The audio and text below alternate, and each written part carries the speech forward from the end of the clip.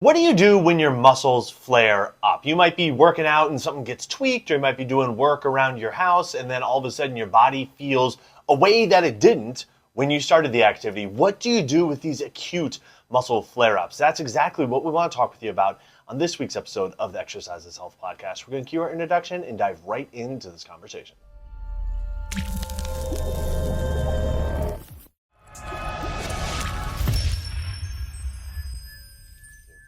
Hey, welcome back, everybody, to the Exercise is Health podcast, brought to you by Muscle Activation Schaumburg. We're your hosts, Charlie and Julie. And today we're discussing this idea of navigating an acute muscle flare-up. Maybe you're working out and all of a sudden you feel like you tweaked your shoulder, or you were shoveling and your back started to spasm. You were doing yard work and something started to feel weird with your knees. Whatever it is, okay? You were living your life, everything was good, and then all of a sudden, during an activity, you had something flare up from a muscle system perspective. What do you do in that case? Do you just take time off? Do you ice and rest? Or what's the game plan there? We want to give you that game plan today. And we want to let you know that if you want to start taking action on this game plan, that's exactly what we can help you do at our studio, Muscle Activation Schaumburg, where we specialize in muscle activation techniques. So all you need to do to see our availability and get on our schedule is go to our website, www.matschaumburg.com, click the big green button that says Get Started, and you can schedule yourself for your initial MAT consultation and assessment. All right, so this idea of navigating an acute muscle flare-up. We're talking about something that has come up within, the last day, the last week, maybe even like the last month or so, but it's definitely not more than a couple months old. Generally speaking, the acute phase of a flare-up of an injury is defined as being like 6 weeks or less. So something that has happened within the last 6 weeks is still considered in the acute phase of things. And so if you are experiencing something that started within that time frame, there's a lot of different options of things that you can do, and it can feel overwhelming, it can feel confusing, and a lot of the information can feel contradictory. So today we want to cut through all that and give you a very simple step-by-step plan on what we talk to our clients about and what we use for ourselves, because things are going to come up, and so you need something to start doing to help promote your body going in the right direction. You're right, Charlie. And I think it's important to realize that your body having this flare-up and having this response that feels probably not very good in your body is actually normal, and we want your body to be able to do that. Of course, we don't want you to have flare-ups, but when you do have a flare-up or something gets tight really fast or something like that, it's just telling you that, hey, you are doing something and you have exceeded the stress tolerance of that motion. So we see this a lot when you visit an activity you haven't done in a long time. So we live in the Chicagoland area, so the first big snowfall is usually the greatest time for people to grab their snow shovels and do snow shoveling, which they haven't done for however many months. And a lot of people don't regularly weight train and resistance train, and so their back muscles and their core muscles are very deconditioned, and now we're going to ask them to do this very large event in which you're not like doing a workout where you're like, listen to my body. You're like, get the driveway done, right? So it exceeds a lot of people's stress tolerance. Or maybe, you were doing this big giant reach over to, a certain area and it flared up your shoulder. And so these are all normal protective responses from your body saying, hey, you have exceeded the stress tolerance of this area. That could be load dependent, right? Like you lifted too much weight. It could be range dependent, meaning you moved too far. And it can also be like a combination of things. And sometimes it can catch you off guard. Like, every day we wake up like in a different state. And sometimes we're in a very different state. And sometimes we're in a mildly different state, meaning readiness for your body to do stuff. So sometimes you'll do something that you're like, well, I've done this 5 times before. Why did it flare me up this time? Well, if you think about it, probably you might have slept funny. Maybe you ate poorly. You're coming off the holidays. We had a bunch of sugar. So anyways, it's very situationally dependent. But the fact that you've had a flare-up, that's not the issue, because you want your body to communicate to you and protect you when it needs to.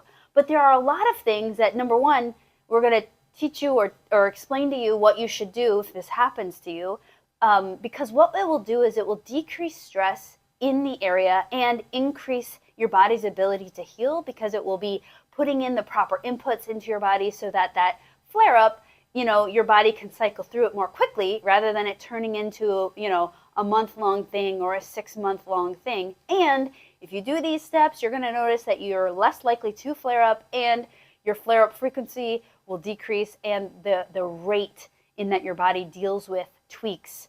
Maybe you'll call your flare-up a tweak one day, which is great because, again, we want your body communicating, but we do need to do the right actions to get it back to that healing state. No, Julie, it's such a great point because you're right. Like, we're never going to create a body that just is completely immune to everything. Like, there's no amount of physical stress that could possibly break it down. Like, you're always going to have some level of vulnerability, and that's okay. And what is more important is how quickly your body can respond to that vulnerability, okay? And so I was even talking with a client this morning, and he was saying, yeah, like last week, I was playing with my dogs, and, I felt my back flare up.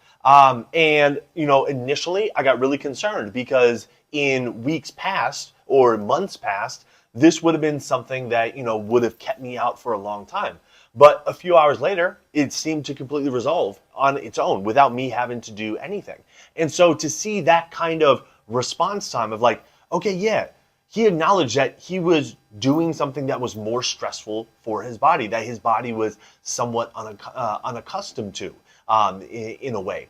And yet, even though like his body had that flare up, it still responded and recovered and got back to baseline really quickly, all things considered. And so that's what we're trying to teach you to do today, is to create a system that doesn't not ever break down, but if and when it does break down, it's able to respond and get back to baseline really, really fast, okay? So how do we go about doing this? Well, the first thing that we need to acknowledge is there's something or some things that did or are flaring up your system, okay? And so once you acknowledge that and you can identify those things, stop doing those things.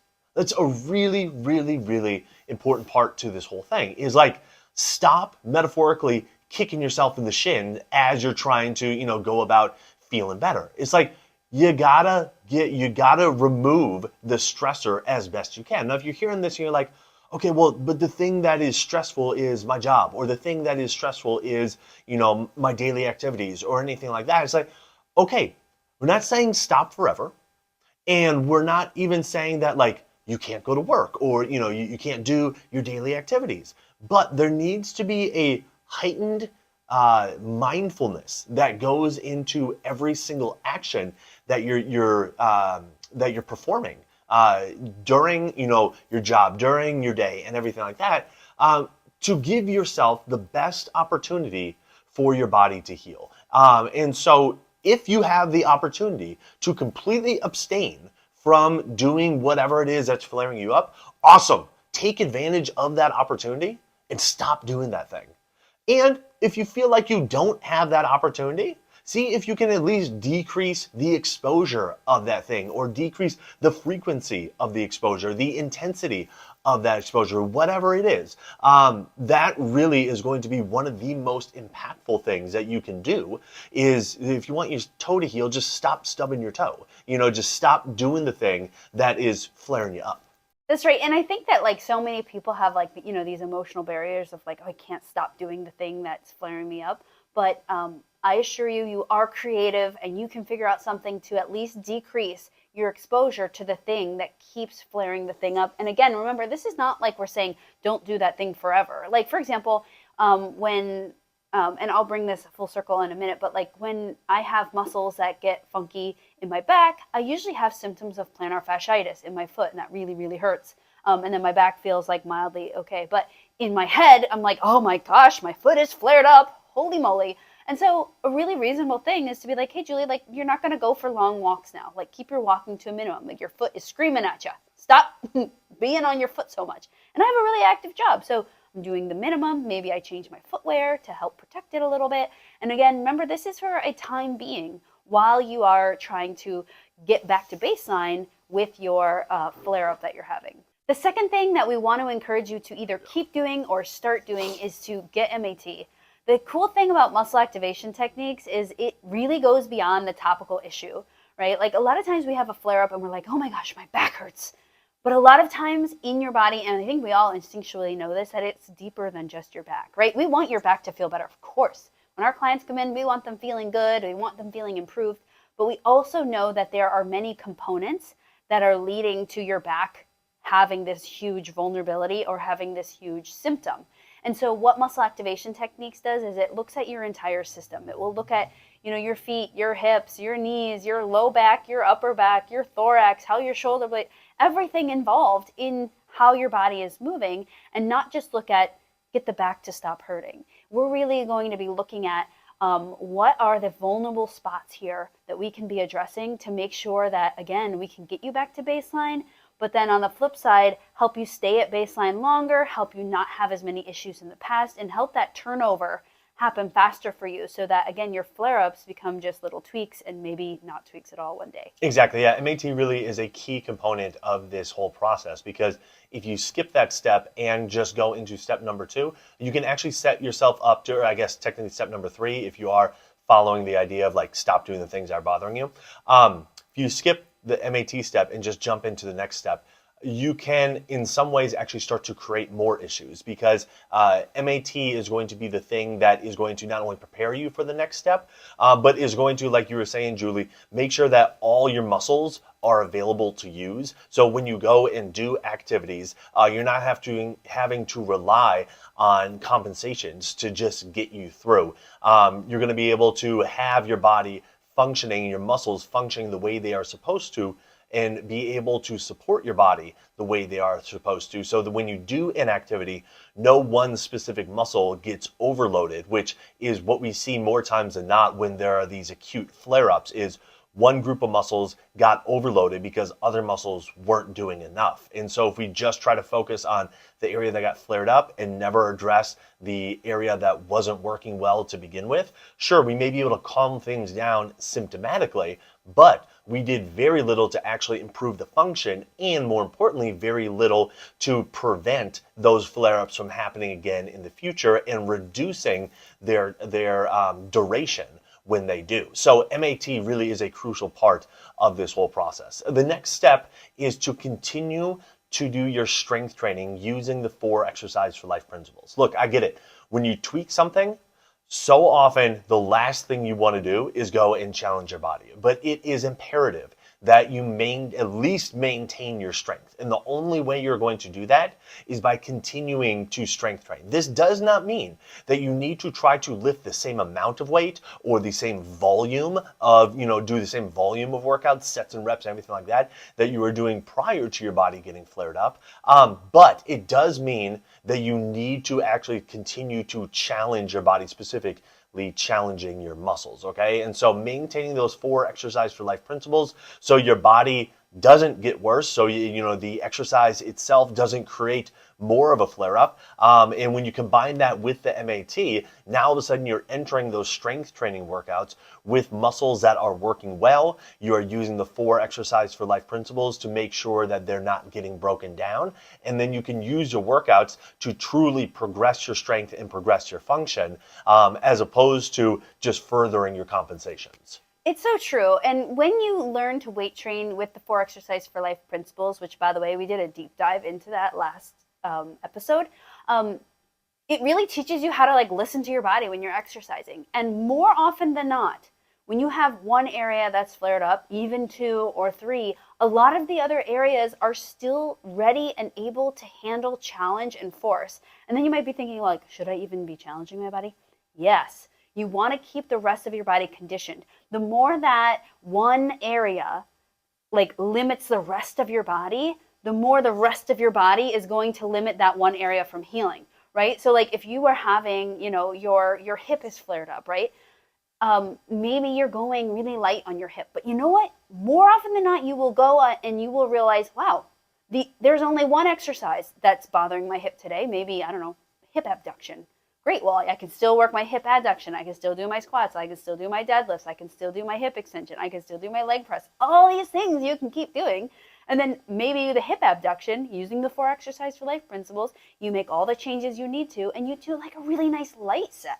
So it's still the appropriate stimulus for that motion. It might not feel like a quote unquote workout, but it's still the right challenge for that motion. And then you will find the rest of the motions, right? Like if your hip is flared up, you can still really work the knees and work the core. And these are like next door neighbor areas. They are really going to contribute to healing in that flared up area. So more often than not, people are underestimating the power of keeping their body strong and healthy and conditioned and having that appropriate and positive stimulus into their body in how it affects the ability for their body to heal and recover and reduce stress in an already stressed area. Exactly. Now, the final step that we want to encourage you to take is to add in gentle isometrics or movements that are closer to the area. So either isometric exercises where you're not moving, or just gentle movements through or close to around the area that is flared up. And one of the big reasons why this is important is because when you have a flare up, your brain is often going to try to disconnect from that, okay? Because to feel like to be hyper aware of something that is really flared up and really uncomfortable the entire time, that's exhausting for your system. It's exhausting for your brain. It's exhausting for your entire nervous system. It's exhausting for your entire physiology, okay? And so as a coping mechanism, we'll often try to like block that out. Not that we're able to block it out completely, but we're not experiencing it fully, okay? The problem with that is that we start to learn how to more and more easily just kind of remain disconnected from that area, which then if you go and try to exercise and try to engage that area, try to strengthen that area, well, if you are not able to connect with that area, again, you're just more likely to be furthering compensations than really strengthening what you need to strengthen. So these gentle isometrics or where either you're not moving and you're kind of squeezing around the area, or gentle movements kind of through and around that area, they're a really nice way to help you bring awareness to that area. And when you do them properly, more times than not, we see a significant reduction in symptoms. You might be thinking, well, if I'm becoming more aware of it, like, wouldn't that make the symptoms feel worse? And what we find is just by bringing some awareness to that area, your brain can start to realize, oh, maybe this area isn't as bad as I originally thought. So my default response of make it painful, I can actually start to calm that down quite a bit. And so we see that to be extremely helpful for many people as well. So next time you have a muscle that flares up or even just feels tweaked, use these 4 things, which is number 1, stop doing the specific things that are like directly, jabbing at this issue that you're having. Give it a rest for a little bit. And remember, this can be a short-term break. You don't have to think, I'm never going to do that thing ever again. Number 2, keep getting MAT or start getting MAT. There is a deeper thing going on in this area that's not just the symptom that's bothering you. And a lot of times you will find that just by adding in that MAT piece, you're going to have way less flare-ups, less time flared up, and maybe even get to that point where you're not really flaring up at all. Number 3, make sure you're still doing your strength training. Use the 4 Exercise for Life principles. Those are designed to teach you how to listen to your body, how to adapt your workouts so that it's appropriate for your body.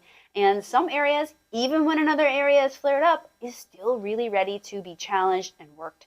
And lastly, make sure that you are adding in some light isometrics or light movements closer to the area. Remember, we need to teach your brain that, hey, this area is safe. We can do some gentle squeezes, bringing awareness back to this area that your body's going to start trying to compensate around and kind of block off. And remember, the fact that your body flared up is not the issue, because we want your body to have this appropriate response to stressors, to challenges that it comes into contact with in your life. But the goal here is to, number 1, create that more healing environment, and number 2, over time, build up your system so that these things happen less often. Exactly. So if you're ready to start taking action on what we're talking about, that's exactly what we can help you do at our studio, Muscle Activation Schaumburg, where we specialize in muscle activation techniques. So all you need to do to see our availability and get on our schedule is go to our website, www.matschaumburg.com. Click the big green button that says Get Started, and you can schedule yourself for your initial MAT consultation and assessment. Well, thank you so much for tuning in, everybody. We always appreciate your eyes on YouTube, your ears on Apple Podcasts and Spotify. Wherever you consume our content, if you wouldn't mind leaving us a rating and review, it always means the world to us when you do. We are wishing you a fantastic week, and we'll talk with you all next week. This podcast is for information purposes only. The statements and views on this podcast are not medical advice. This podcast, including Julie and Charlie Gates, disclaim responsibility for any possible adverse effects from the use of information contained herein. Opinions of guests are their own, and this podcast does not endorse or accept responsibility for statements made by guests. This podcast does not make any representations or warranties about guest qualifications or credibility. This podcast may contain paid endorsements or advertisements for products or services. Individuals on this podcast may have a direct or indirect financial interest in products or services referred to herein. If you think you have a medical issue, consult a licensed physician.